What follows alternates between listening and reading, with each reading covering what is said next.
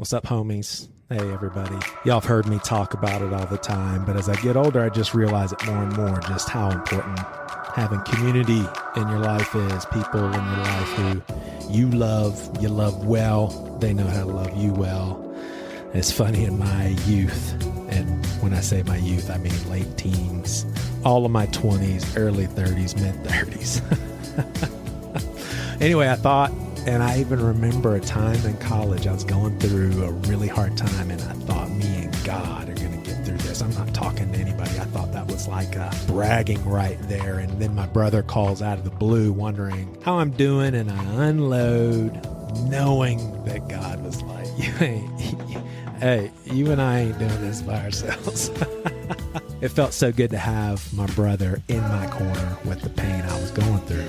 But even to this day, I'll still be surprised how being around people or even having a conversation I don't really want to have, if it's with people I love, I always feel better. If I'm going through a hard time, struggling with anxiety, being with people I love, there's always like a natural effect, a good one. There's things going on in the Svendsen personal life that our community, friends and family, they're well of and they're aware of, and this, along with everything else, will eventually be made public, because that's kind of what we do. But anyway, the cool thing for me is riding through some really difficult times in the past 6 months or so, seeing my mental health remain steadfast. It's kind of a big deal for me to go through something so tough and still be good to go, so to speak. But man, this past week, it's like one punch after another. And I had a first this past week. I'll tell you hearing about that in a second. But the last episode, talking about deconstructing, it's really crazy the misconceptions folks have for deconstructed Christians. First of all, a lot of us are Christians. Some of the most dedicated spiritual people, mostly they're Christians in my life, are those who have deconstructed beyond systems. It's like recognizing God can't be contained within them. Some of these are the most humble people because they've had to just give up trying to make sense of it all, and they've had to learn to depend on something deeper. And I'm not saying anything about humility or lack of. There's pride and humility to go around amongst us all. I'm not saying deconstructed people are the humble ones. So deconstruction happens, something along the lines of somewhere in the process. And then you recognize that at least you personally cannot continue being a sincere Christian without giving up on reading the Bible how you were taught. It just doesn't work for us anymore, but we don't want to stop being Christians. So I personally have a theory. I think that most of us who have had a spiritual experience, that we contribute to Jesus, or a handful of them, after we've deconstructed, we stay Christian because we have those experiences to keep us anchored. I feel like most of us who didn't have any spiritual experience, they have nothing to hold on to, and they deconstruct and go away from the faith. Maybe what makes some of us different is some of you just simply didn't have experiences that help bolster your faith. I'd say my Christian faith would be surface level at best without experiences. And that's scary. It's scary when you're deconstructing. You got all these questions. You're like, oh my gosh, I thought these were essentials and now I'm doubting those. What does that mean for me and my soul and my faith? And I'll never forget being in those times, and out of nowhere, the most overwhelming peace and comfort and grace. Like nothing else could come out of my mouth other than this is just God. This is the presence of God. Completely at ease, completely feel like healed and just perfected for 5 seconds. It goes away. But I'm thankful, and I feel, okay, that's God saying, you're okay, you're fine, don't be scared, keep going, I'm with you. I'm with you. I think about those moments with God, and I'm like, well, that's not fair. I mean, why me? Why not my buddy who wants to know God too? And that's why I fall more into a God saves us all. I haven't officially come out of the closet, by the way, with my Christian universalism. I'm going to make it official soon. But I digress. Community. You know, my therapist taught me though also, and I don't think there's a formula on any of this stuff, but it's really a heart posture that for me has been fairly easy to discern for myself. But sometimes we share stuff with others. They can't do a damn thing about it. You may feel better to get it off your chest, but you probably had someone else in your life who could help you carry that better than the person that you chose flippantly just to dump it on and stress out. In other words, it can be selfish sometimes to be transparent and open up. And I've experienced this lately because I was hurt pretty badly and I was going to talk to some people about it that I think it would just bother them. And I thought, nah, that's just dumping it on them. I plan on talking to my brother a good bit about this, and it'll come up with others. But man, I've always had a hard time feeling misunderstood amongst people who don't get changing faith, deconstruction, all that. They see it as rebelling. I just don't like that, but no one has really hurt me until recently, like really, really bad. Questioning what's our relationship been built on. And I think that's a little too simplified. The way I used to see this stuff so black and white, like if they would say that, they can't love me. Or do they accept anything about me if they don't accept this? And there's situations in your life where you kind of have to just go your separate ways. But sometimes people are just way too important and you really have to just dig a little deeper and think about this because it's like, I can't lose that person. But anyway, someone super close to me just said some things in a way of really not thinking too highly of my beliefs, very disappointed in me, questioning me as a person. And bottom line is this person's having a hard time. It's fear. They didn't choose to see things this way. Now, I do think this person is in the wrong in some regards of all this, but I don't think this person's being vindictive. They do love me and just they're not able to figure this out. It took me a while to process that. It really did. There's like days there I was like super sad, but I've met people and it really felt to them that they had to make a choice. Either I pick a genuine expression of my faith and live that out and lose my family of believers, sometimes blood family as well, or do I just kind of keep things bottled up, not be some transparent and open and ask questions, but keep my family because they wouldn't accept me as a person as a result of genuine expression. So some of these people that I talk about are in the Bear With community, like you'll say. I think my favorite part was finding people who are much further along in their journey than I am. Because I remember I joined the group because I felt like I was drowning and I wanted to just catch my breath. And this felt like the right place where I could do that. And I think by seeing other people who've gone through who are having the same questions, who've already walked through that path a little bit more, it was really comforting to just know like it's going to be okay. Just finding a group of people that I could resonate with. And there's Hayden, a pastor who the church broke the hell out of his heart when he was going through a mental health crisis. Man, I don't even know what to say about this. This is our opinion on it. You're either on board or you're not. And so I started just reaching out and finding these other opinions. And then I heard about the opportunity to start, joining the group. And I thought, well, this is perfect. I don't have anyone else who on the same thought and path, especially working in a church. You all came to a boiling point and exploded. I kind of lost everything. Would love to have you join the Bear With community. Go to the show notes. All the information is there. You can join now. So I also am raising some money. There's a raffle. You can Venmo me money. Every dollar is a ticket. Or if you are already in the Bear With community, every single dollar that you give this month will be a raffle ticket. So if you want to jump into the raffle, you can become a part of the Bear With community just for this month. There's chances to win signed copies of my fundamentalist book, story of my OCD. That coupled with my legalism and crazy church upbringing, how it screwed me up. But signed copies of those. I've got my bass guitar that played in the first Emery show. T-shirts, all sorts of stuff. Join the fun. We'll be announcing winners on the next few episodes, but I'd love your support. Check the show notes, and if you want a welcome packet, we can send you that to all the information about the Bear With community.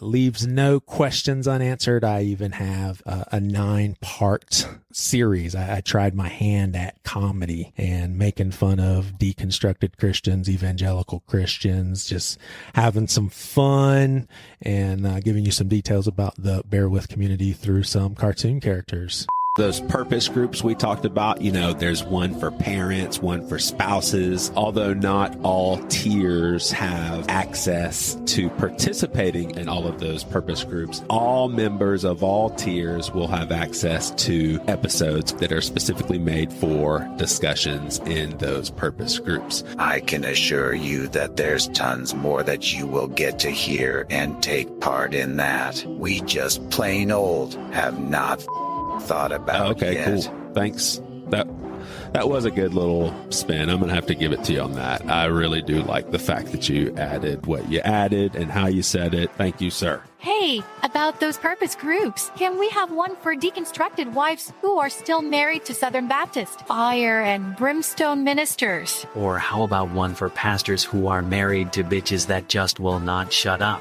Kevin, are you in that group? I'm texting with your wife right now. I'd be happy to tell her. Of course I am not in that group. My wife is smoking hot with sexy outsides and insides. That is quite deplorable. You think guts are sexy. Yeah, gross parade all aboard. But yeah, get the new welcome packet. I'll send you those episodes and some other information. So we are going to have some fun with Jack Hoey, the father, a regular contributor, and then a regular co-host. Matt Oxley. Matt has said in passing many times just how he's a proponent of communism. And my friend Jack, I know, is very much so into politics. And I knew he would lean more in the direction of capitalism. So I thought, hey, get these two friends together and talk. Love you guys. Thank y'all for listening and for all your support.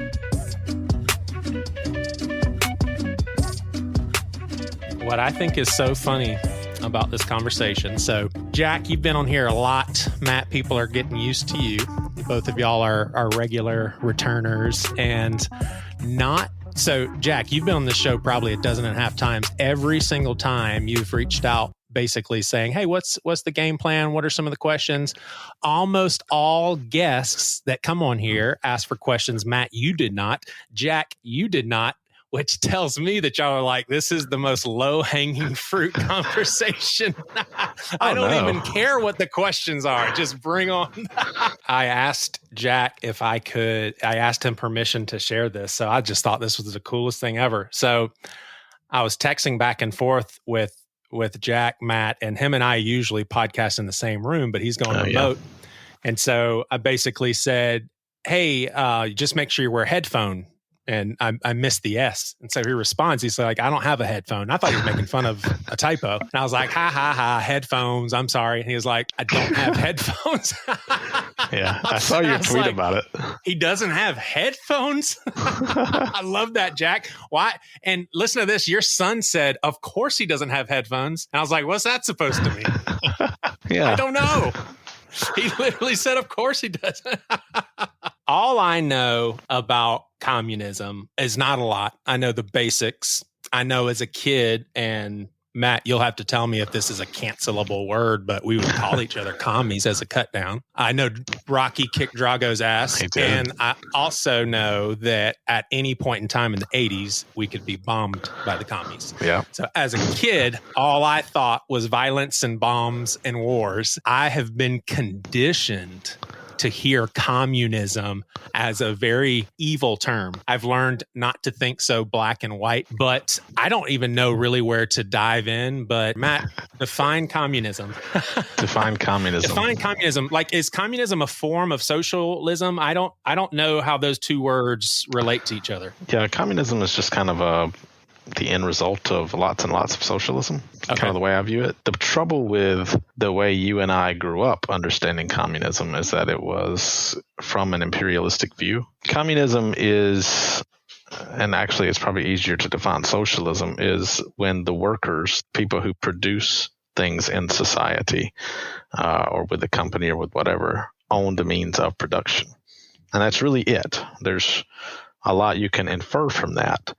But it's merely the ownership of the means of production, the factories, the farms, the farm equipment by the people that do the work and do the labor on in those arenas. That's the most basic concept, and communism is kind of a codified version of that. It's the promotion of that through policy. Jack, in your opinion, why don't you fill in some blanks and add to that? When you conceptualize of communism, how would you describe that? It's interesting. And I think there's a lot to tease out here in terms of meaning, because, the way that you describe it, Matt, is kind of like the end result of socialism. Certainly something can be said for that argument. The challenge, I think, for probably a lot of listeners is, what does socialism mean? And that's another label that's thrown around a lot, and a wide range of systems are labeled that are not socialistic. They're not.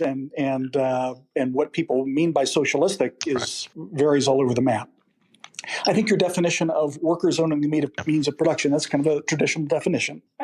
I think that begs a lot of questions, particularly in I'll say an economic framework such as the one that we live in at the present. That's it's an easier thing to say than it is to define how it works. Is there an assumption is the case with any system, that in a communistic society, it just seems like to me we're still putting our trust in humans that can corrupt? Like, do you think, Matt, that there's less chances of corruption with communism? Because I would imagine we'd all agree there's tons of corruption in capitalism. There's unbelievable, probably unnecessary gaps between the richest and everybody else. I mean, we can all see this. But communism, I mean, haven't we seen it turn into very corrupt, killing hundreds of thousands and millions of people sort of deal? Yeah, we have.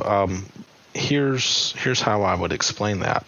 In the same way, Christianity is often poorly understood as to what makes you a Christian, or such like that. Communism is often misunderstood in the same way. A lot of people call themselves Christians but don't have any fruit to show that. And I think the moment that any sort of communistic movement becomes imperialistic or starts to kill off part of the population, you're obviously breaking away from the ideals that are actually expressed within the documents that kind of define what communism is, the Manifesto and Das Kapital. Those are the things that best define what communism is, because those were the people who were creating the concept and the philosophy behind it. But if a Christian decides that it behooves them to firebomb homeless people, that's probably not a good example of Christianity. And in the same way, I would say that oftentimes poorly understood, overly powerful individuals were able to corrupt potential good things in the vacuum of power. And communism is essentially anti that establishmentarian power, that hierarchy. If it was possible to do it in 50 years, talk about America 2072, and we've transitioned to a communistic society. So how are we better off? And I actually want to stay with this question and ask Jack the same thing. If like I said, I have no idea how long it would take to transition. So let's just say 2072. What would a healthy communistic America look like, Matt? If it takes that long, I don't think that there will be anything left to matter. So I would say what do you mean? You're saying we're screwed if it takes that long. Yeah, I would say, and this sounds like brinksmanship, but if we don't do something now about climate change, about inequality, about all of the things that are threatening humanity today, then there may not be much humanity left. I mean, I'm hoping that whatever revolution does comes quickly and comes with a vengeance, ready to go, because we will have to get ready for that. Well, let's say we defy the odds. 50 years, we're still around and we're communists. I don't think you'll see any billionaires, of course. And you would probably see a lot less power just concentrated in single places. Those are that's part of the reason why we have so much trouble now, is concentrated power held by people that do not understand what it's like to be working class, what it's like to have to survive, what it's like to be hungry. Those people are, with their billions and billions of dollars, are able to exploit and continue to gain. And things like that have to be stopped. And how would it be stopped? It would basically be something along the lines of, hey, we have a new rule now. You guys have to hand over 40% of your gains if you're making over $1 billion. I mean, just something like that, like a percentage you give us. No, I literally believe that the government should probably be dismantled entirely, and we should just have small Soviets in our local community.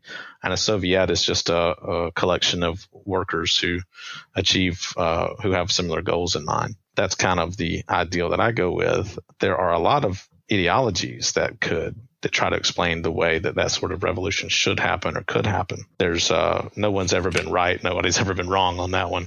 But a lot of people call for violent revolution. A lot of people call for slowly churning democracy into that. I don't see either of those things going well. I'm just hoping for a collective consciousness to slowly snap us out of this. Jack, are you over there thinking, and I'll tell you both to disarm you, like neither one of you are sensitive people at all. So I'm a little bit about Matt. Jack, be honest. Are you thinking to yourself, what in the hell is this guy thinking? Because this is so counter how we are, like South Carolina conservative Republicans. Like, are you just like, I cannot believe what I'm hearing right now?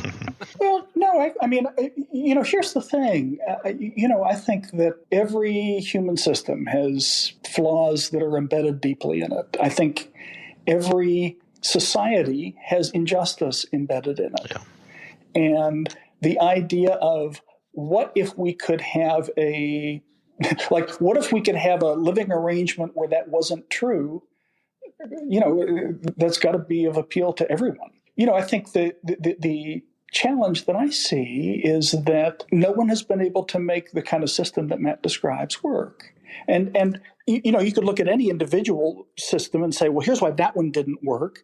But I guess the question I would have is, if you have a beautiful ideal that doesn't ever seem to work in practice, what's the obstacle? And I think it gets back to something you were talking about, Matt, is the idea you were talking about, the problem that we have with concentrated power. So you've got extraordinarily wealthy people who, we have rule of law in this country, but rule of law so often depends on who can hire the best lawyer. I mean, truthfully, that's so my thing though is, like, if you can think of a system where that hasn't ever been the case, I'd love to hear about it. That's just, unfortunately, that just seems to be part of the human condition. Whatever system we have, we tend to corrupt.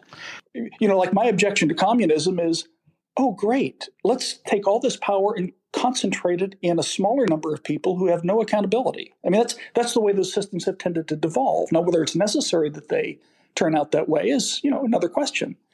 But the thing about capitalism that is a positive, and it's a limited positive, is that actually, yes, you have concentrated power. Well, compared to what? Actually, you have remarkably distributed power. We have lack of accountability for extraordinarily wealthy people, but more than, but we have some accountability. Powerful people have always skated above the level of accountability that most people have. We at least have some. It's not a perfect system. Winston Churchill said something about democracy was the worst form of government except for all the others. And, I think there's something to be said about capitalism in that regard. Certainly there are major flaws in our system and in every system of private enterprise. That's not the question. The question is, can we come up with a system that actually makes things better? And I think that's the challenge that you face when you try to argue for communism. Now, it's interesting, Matt, what you were talking about, like the small scale Soviets, kind of like a kibbutz. And the thing about those though is they're voluntary. First of all, of course, yeah. I mean, that's very important. Communism should be voluntary. Mm-hmm. Well, so I guess then the question is, but it seems like there's compulsion that's got to be part of the system if you're going to confiscate what people have, and furthermore, kind of control what people are allowed to have. While there is the need to seize the means, that can be done in a way that is peaceful. I'm certain through policy or unionizing or things like that. And honestly, I think probably the better way to achieve that would be through starting your own enterprises and running them in that way, running them in such a way as the workers own the means. And we have examples here. There are bread companies sometimes, will be self-owned. Farmers Furniture is in fact self-owned. That's owned by the employees, and it's not equally distributed, but these things exist, and it can bring some level of equality. The trouble when you talk about like the fact that other countries haven't been able to like see this through, because in the last 100 years, American imperialism has intervened in any attempt for democratic socialism. The empire has intervened in almost every part of South America and Central America to stop the spread of socialism or communism. And in that, we have killed and murdered. We have overthrown democracies. We have installed essential fascists. This empire has been on the wrong end of that. And I think that is the end result of capitalism. There are two things that can come out of capitalism: a lot of money and a lot of inequality. Somebody will always be digging in a mine somewhere to get lithium for your iPhone. And that somebody is probably a 6-year-old in Central Africa or Northern Africa. Any sort of consumption under that system always has a victim. There's never a case when it's not. And that's kind of where the issues come with capitalism, because there are unseen victims to everything you buy and everything you do in this system. And that's why this system is so corrupt and so untenable. How does the system that you envision, Matt, how does it correct those abuses? Well, it doesn't rely on continually making more and more. Take the lawnmower, for example. Every house in America pretty much has a lawnmower. Really, every house in America does not have headphones, though. That's true. Does not. But every house in America does not need a lawnmower. Every neighborhood in America needs a lawnmower. But why isn't that sustainable? Because you can't sell enough lawnmowers. So because it's a profit-driven thing, you need to make things that don't last so that you can have them replaced, and you're carrying these in your pockets all the time, these $1,000 throwaway devices that have to get a little bit better every year, have to cost a little more every year. That's what capitalism brings up. It's not innovation. It's just trying to get you to spend and to consume. And that sort of consumerism is really the issue. Sorry, you were saying something, Jack. No, I'm sorry. I didn't. I apologize. I was interrupting you there. I think two things, though, Matt. One of them is, yes, the desire to sell more is at the root of a lot of innovation. But okay, so that's at least a healthy way to channel that kind of aggression, in terms of providing things that people want. And the idea of we've got, this we're programming people to think they need things that they don't. Boy, certainly there's a lot of advertising that's one of the reasons I don't watch television. It's just bombarding my brain with a lot of crap. Yeah. But let's take the lawnmower example, because I think that's an oversimplified thing. So a lawnmower costs, most things are. A lawnmower costs, whatever it costs. Okay, so we could have a neighborhood lawnmower. And then how do we decide who uses it when? Well, we've got to have a schedule. We've got to have people manage the schedule. Oh, I'm going to be out of town during my allotted slot this week. Do I have to go through and get it rescheduled? How does that work? What are the rules? It's like, actually, people find it a lot easier to just buy a lawnmower. And it takes all the management out of it. Did you grow up in a Baptist church or a Methodist church? Did you grow up in a Baptist church or a Methodist church? I grew up in an independent Baptist church. Yeah, a lot of things aren't as complicated as we make them. And if you need it, I know it's a very simple example, but we also don't have to complicate it that much, It sounds to me, and I used to be ultra Republican, and now I need to try and care more. So would we basically think along the lines of, like, Jack, what would be the argument against trying to narrow the gap between the billionaires and everyone else? Well, again, the question is, so here's the thing. I mean, is that a legitimate objective? I think we would all look at it and say, how much wealth do you need? I mean, it's just, I don't have any, there's no part of me that feels like I think it's really important for certain people to have billions and billions of dollars. Again, the question is, so how do you change the rules to make the system overall better? And that's where I just think you get into real problems. It's not as easy as you think. Every step that you would propose to take has negative side effects. And my argument would be that inequality is not the issue. The issue is poverty. And a focus on inequality that doesn't deal with poverty is like, what's the point of that?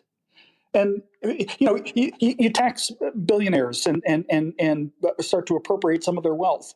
If it doesn't make life better for the people who need help, what's the point of that? Because the billionaires, you're not affecting their lives. They still have money to live extravagant lifestyles if that's what they want to do. I mean, and I just think that's part of the challenge that we have.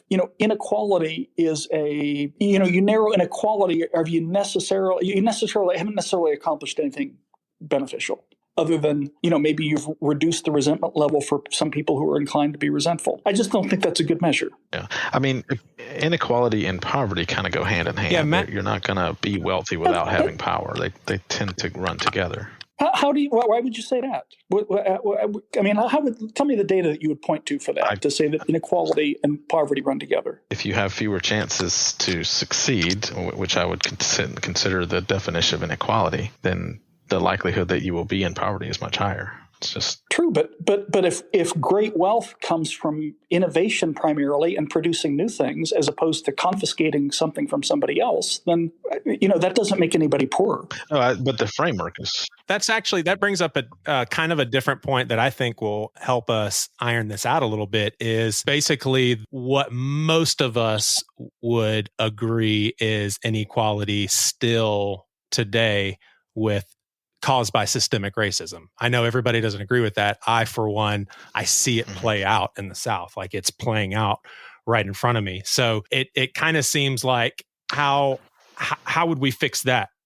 That seems, what in the world do we do? It seems like the same conversation. I would love a solution to it, but it seems like any solution may just make things worse. I don't know. Yeah, I mean, capitalism begat slavery. Slavery existed because humans were capital, and that is the very definition. So before you move on from that, so communism never has slaves? And I don't know. I'm legit asking. It is absolutely forbidden within any consideration of the Communist Manifesto or Das Kapital. In fact, that is what the goal is, to end that sort of thing.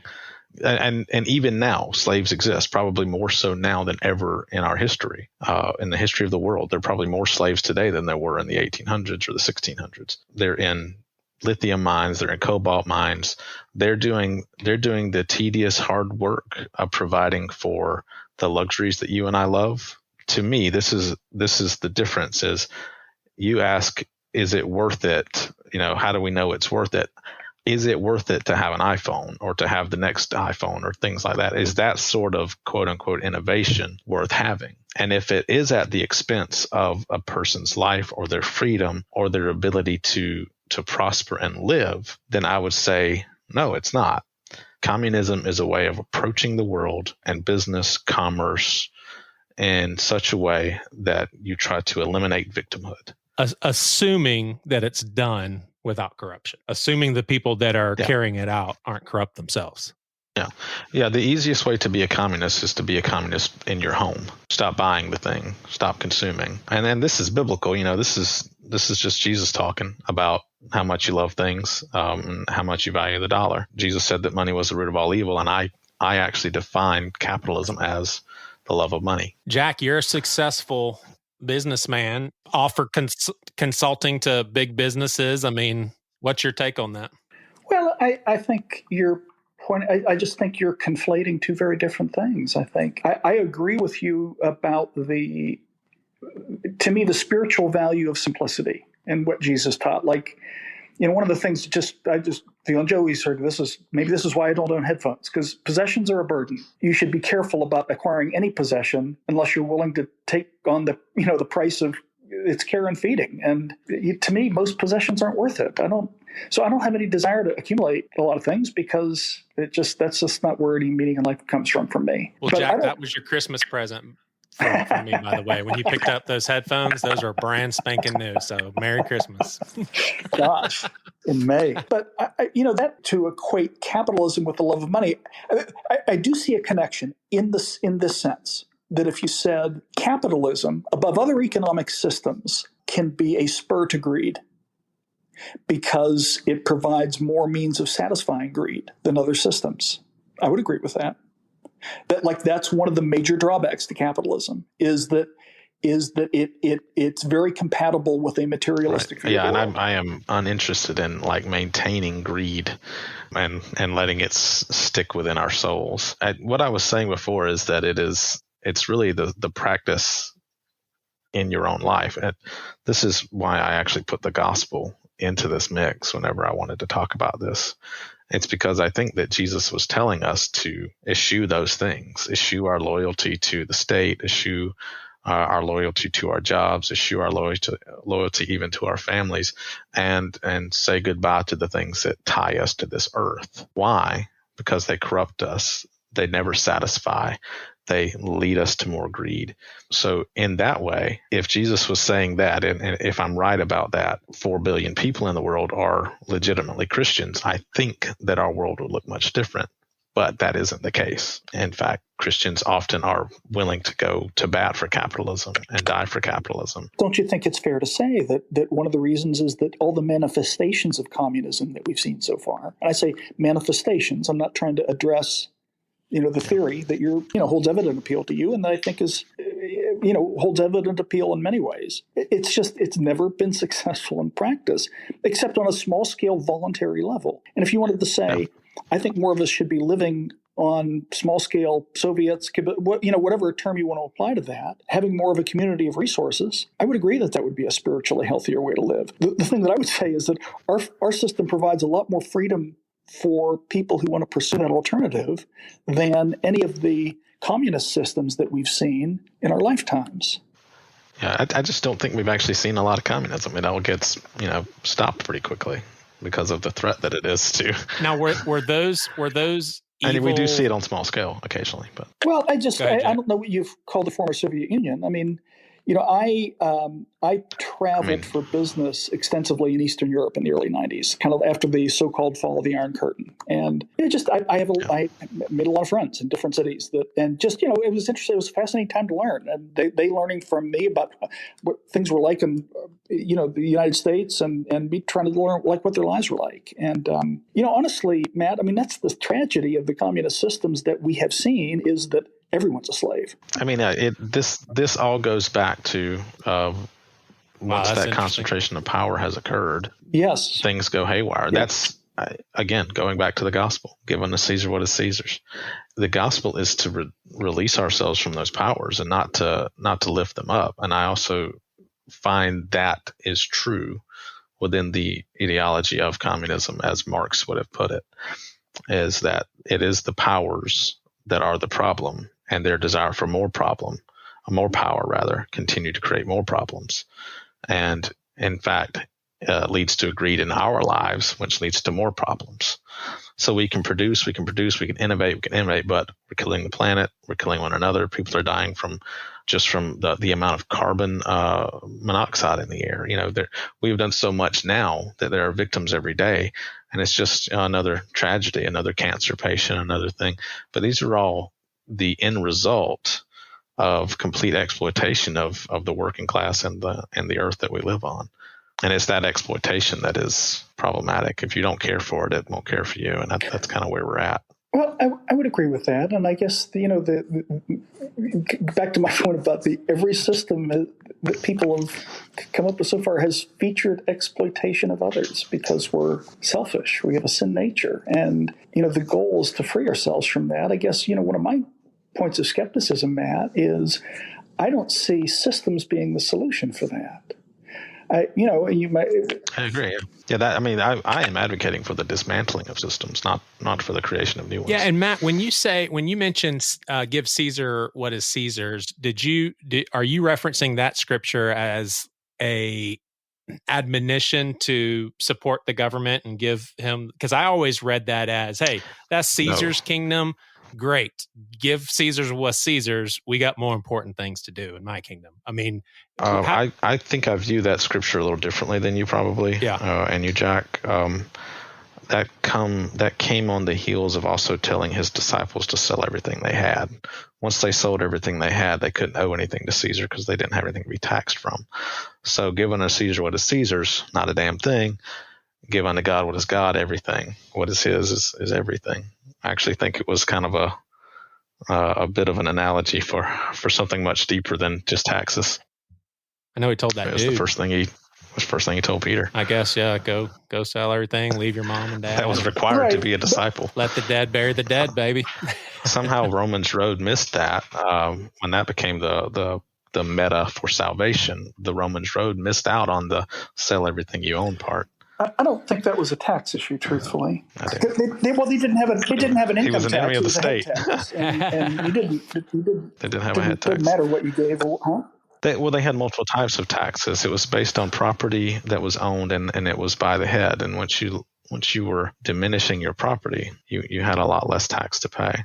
That sort of thing would completely disrupt a Roman society. And if 4 billion people today were Christians who own nothing, what would you tax them out of? That would be devastating for our world governments. Yeah. And it would have been devastating for Rome. The only other thing that I want to personally bring up, and then I'll let you guys close things out or add some avenues of discussion that we haven't gotten to. I sometimes in these conversations, I'm thinking to myself, it seems like, and Matt, I know you're not a Christian, but you still operate and think through a lot of Christian principles.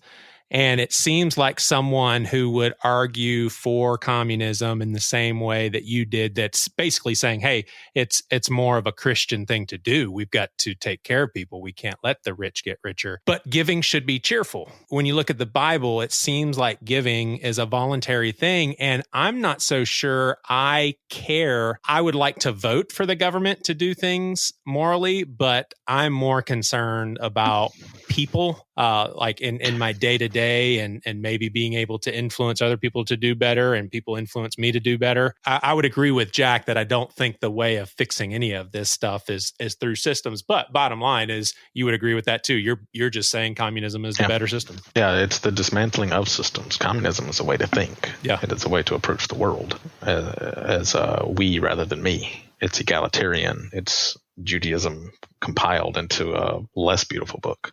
Yeah. But that's how I view it. I view the gospel as compatible with egalitarian society and incompatible with any non-egalitarian society.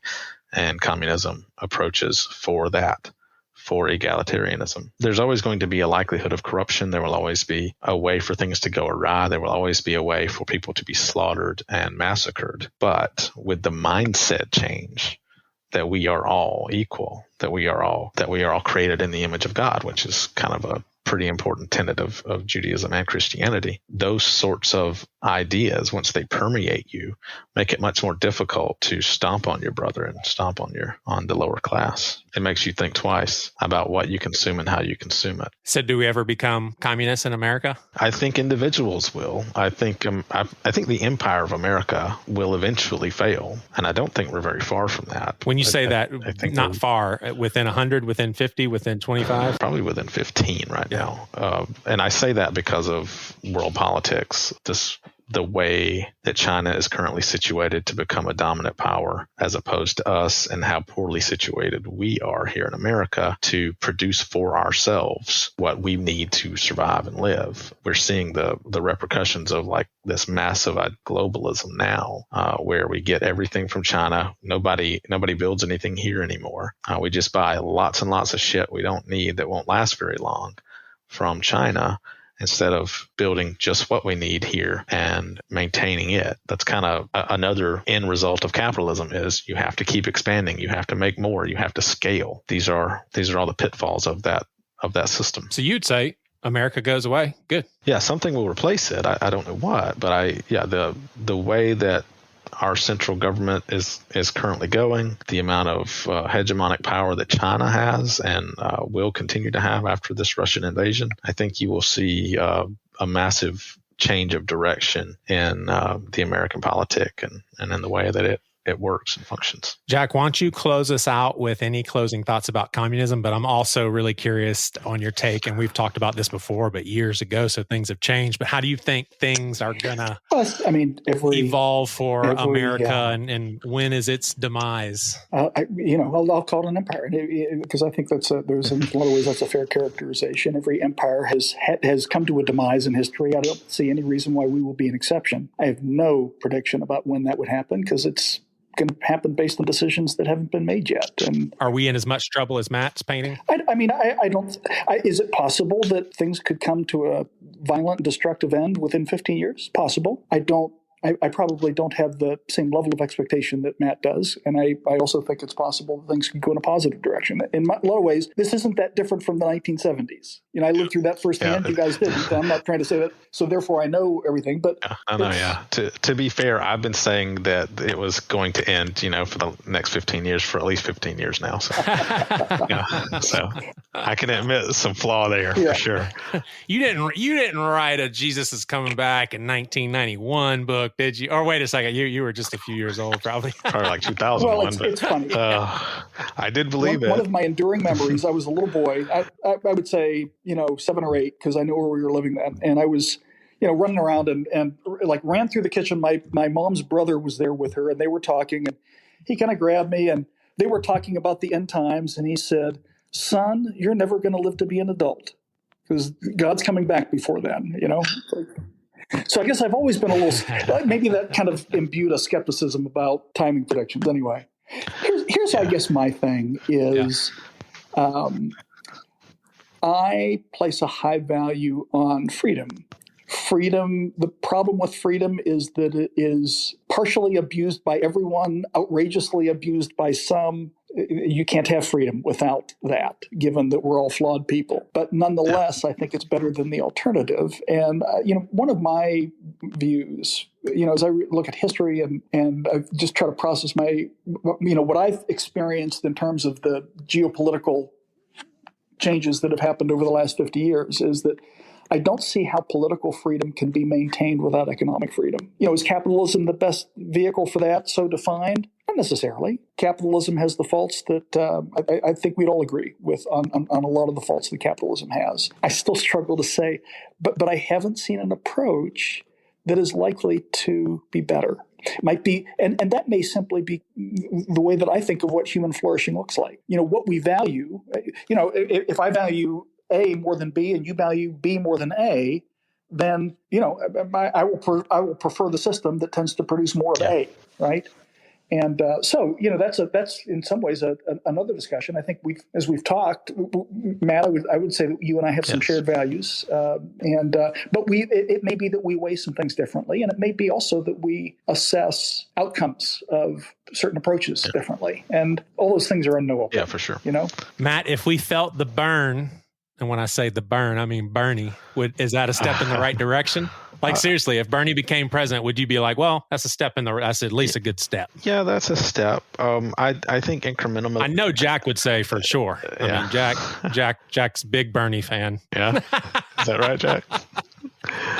I think it would be a step in the right direction, but it's another one of those things that feels like too little too late, and not necessarily representative of the way of the speed at which we need to do this. We've kind of been doing this incremental thing back and forth for decades now in America, with going a little more left and going a little more right. Bernie would just be a little more left, but he's still ultimately a capitalist probably, and would want to defend that. Although what makes Bernie valuable is that he's very anti-imperialism and bombing other countries and things like that. And to be able to stand behind that for any reason, that this sort of empire building and such like that, I don't know how you can do that and call yourself a Christian. I don't know how that could work.